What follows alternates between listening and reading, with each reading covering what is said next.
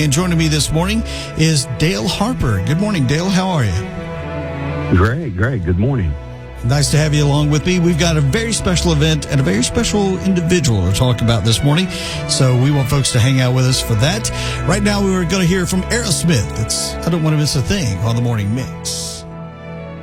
I could stay awake. It's Joan Jett and I Hate Myself for Loving You on the Morning Mix. Happy Wednesday, everybody. We're getting the local lowdown here on the Morning Mix thanks to Braley Care Homes, where caring is their business, located on Route 60 in Hurricane. And once again, joining me this morning is Dale Harper. Dale we've got a special event coming up this weekend that we want to tell folks about. Dale is the father of Jacob Harper, who is the, I believe we're still in the fact that Jacob is the youngest diagnosed patient with ALS in the state of West Virginia. Is that correct? According to the ALS Association of West Virginia, yes, that is still true. He was diagnosed when he was 23, and now 4 years into it, he is still, as far as I know, the youngest. Okay, so you say he was diagnosed when he was 23, and what when you were given the diagnosis, what did the doctors tell you as far as life expectancy would go, and where are we today? Jacob's diagnosis is genetic.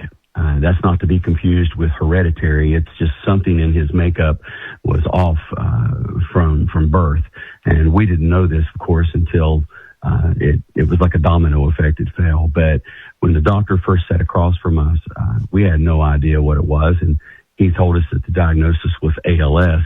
And Jacob nor I, either one, had any idea what it was. Now, Mom, she knew. She had a friend whose husband had dealt and passed with ALS. But Jacob actually asked the doctor, what does that mean? And he said, well, most people with ALS live 2 to 5 years.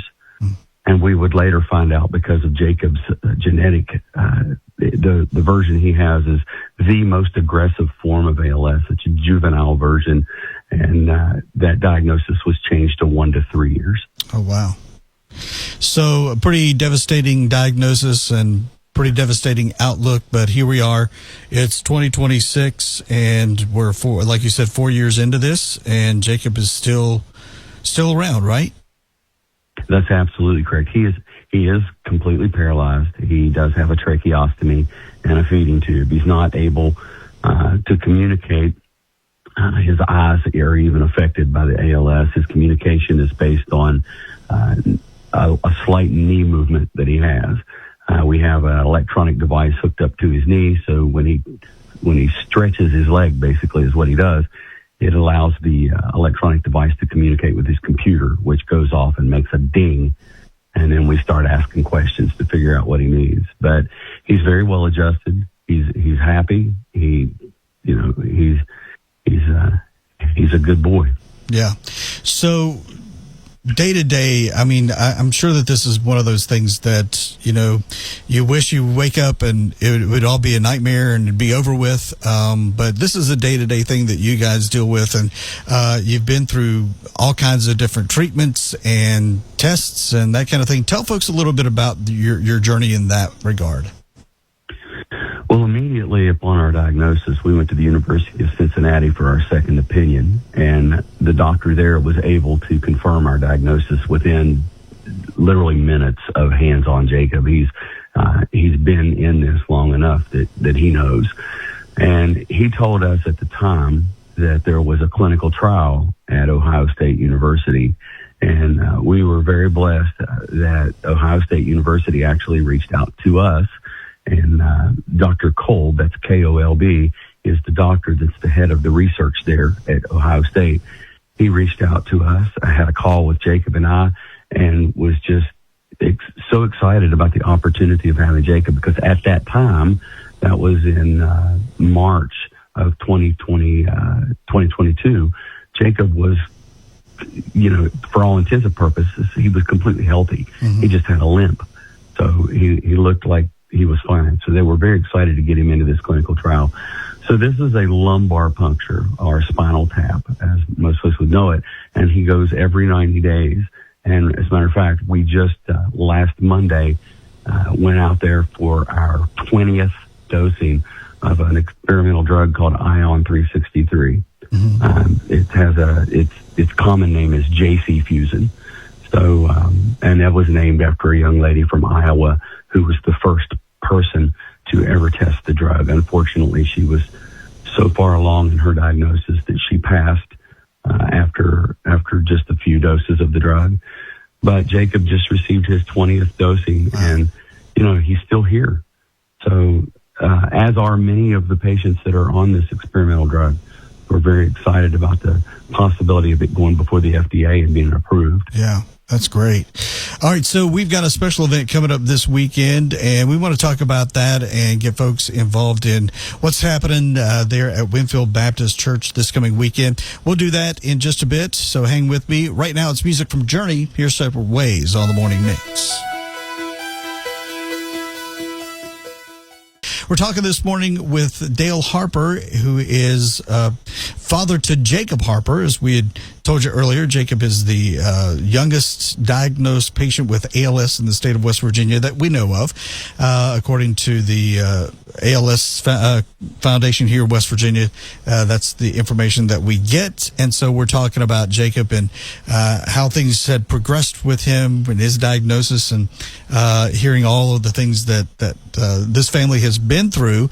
One of the things that I want folks to understand that, caring for somebody with ALS and having to go through all the clinical trials that you guys have been through and the trips that you have to take, I can imagine that this is a huge financial responsibility.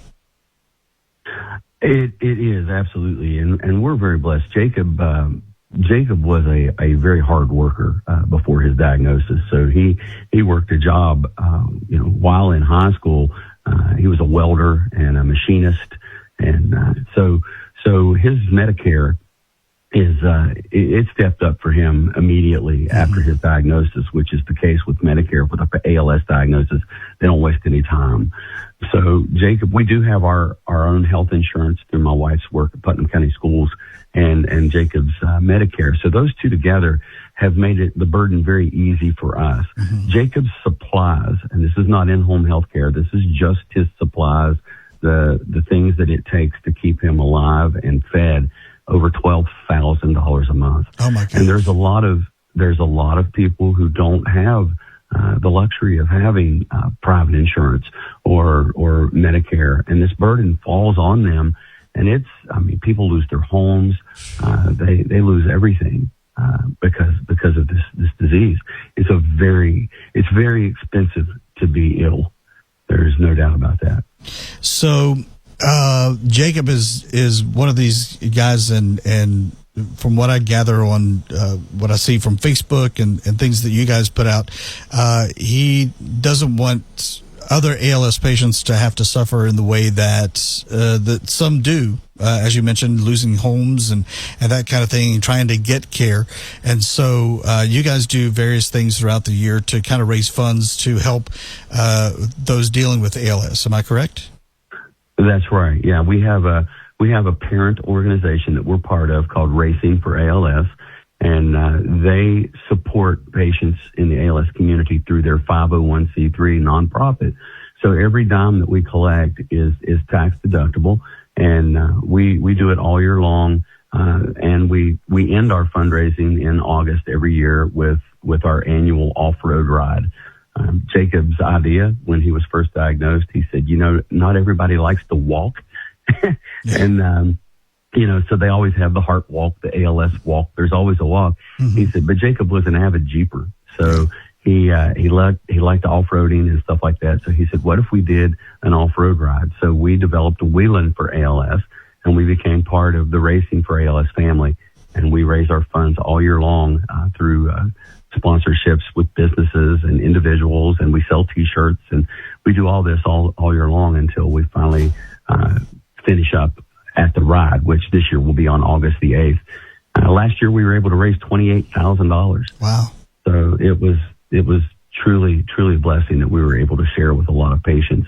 One patient whom I know for a fact was actually kept in their home because of a grant that was written to them with the funds that we were able to provide for ALS. That's awesome. So that was that was such a blessing. Yeah, for sure. All right. So, given that and all of the things that you guys have done while being, fighting this disease, seeking cures through clinical trials and fundraising and such, there's an organization called Project ALS that's going to be presenting Jacob with a Pioneer Award. Talk a little bit about that. It's coming up this weekend. The Project ALS is another one of those organizations that they help fund clinical trials, just like the one that Jacob's in, the ION 363, the JC Fusion clinical trial. Project ALS is one of the financial backers of that clinical trial drug. That's what they do. They try to find ways to find a cure for ALS. Mm-hmm. They are a worldwide organization that's based out of New York, and they found Jacob. Now, we have Facebook, and our social media is really a huge outlet for us. We have over 6,000 followers on our Facebook page. So they found us, and they give this award to one individual annually.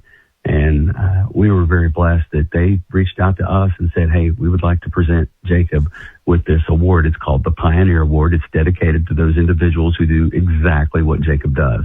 They dedicate themselves to first helping other people who are dealing with this disease, and dedicate themselves to finding a cure through the science and the technology that's available today by donating their own bodies for clinical trials and things of that nature. So it's a tremendous honor, and they are coming from New York down here to present it. They asked me what would be a good venue. Our church holds over 400 people, so it's a way for me to take Jacob. Jacob hasn't actually been to church in over 3 years. Wow. So it's going to be an opportunity for our community to see him.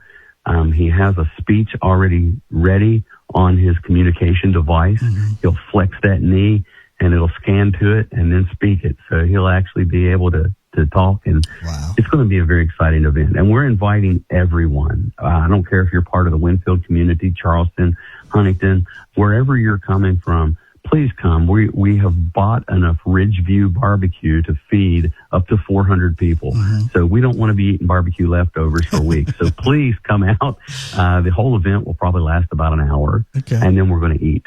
So Project ALS Pioneer Award recipient Jacob Harper will be honored this coming Saturday. That's at 1 o'clock at Winfield Baptist Church. Give us the address there, Dale. It's right on Winfield Road, and I'm sorry I don't have the exact address. If you come into the town of Winfield, you can't miss it. We're right between the bridge and Wendy's, or McDonald's and Wendy's, so right on the river. Yeah, for sure. Now, as we get ready to wrap up here, I want you to take just a minute and tell us about the impact of your community, because I was doing some kind of snooping around here on Facebook this morning, and I saw a lot of support from the Winfield community. Talk about that and what kind of impact that's had on you guys. I don't know where we would be without our community. The town of Winfield, Winfield Baptist Church, just the Putnam County in general has rallied around Jacob, and he's like a local hero. They have a sign on the bridge down here at Winfield that says "God's got this," and the Joshua 1:9 Bible verse, and that's been hanging since before his diagnosis in 2022. Mm-hmm. They don't touch it. They don't move it. They hang other stuff on the bridge around it. They all got together and built a new room on the back of our house. That's a large 16 by 16 room that's just for Jacob, so he can get in and out of there. They came in and widened doorways in our home so we could get him from room to room. Wow. They actually built an entire roll-in shower in what was our laundry room, so we can get him in and out of the shower easily. A ramp on the front and rear of the house. I mean, the list goes on and on and on of the things that they've done. Racing for ALS gave us an ADA van where that has the door that opens and the ramp that folds out electronically, and we can transport Jacob to and from doctor's appointments and things like that. So it's been incredible. I can't imagine going through this without that type of support. That's awesome. That's awesome to hear. So, Jacob's going to be honored this weekend, and you can join in that festivity this weekend there at Winfield Baptist Church. It's the Project ALS Pioneer Award going to be given to Jacob Harper this coming Saturday. That will be at 1:00. So, Dale and the family invite all of you out to join in this celebration and to enjoy some great food from Ridgeview Barbecue. Also, if you don't mind, I'd like to share Jacob's social media page. Absolutely. If everybody listening, if you can't do anything else, just follow Team Jacob WV. That's Team Jacob WV. That's our social media moniker on Facebook, Instagram, X, TikTok, YouTube, everything. And our website is teamjacobwv.org. Awesome. Well, Dale, thanks for taking time out to join me this morning, and we appreciate you guys, and much love to all you as you get ready to honor Jacob in a great way this weekend. Awesome. Thank you, Chris. Here's Eddie Money on the Morning Mix and Think I'm in Love.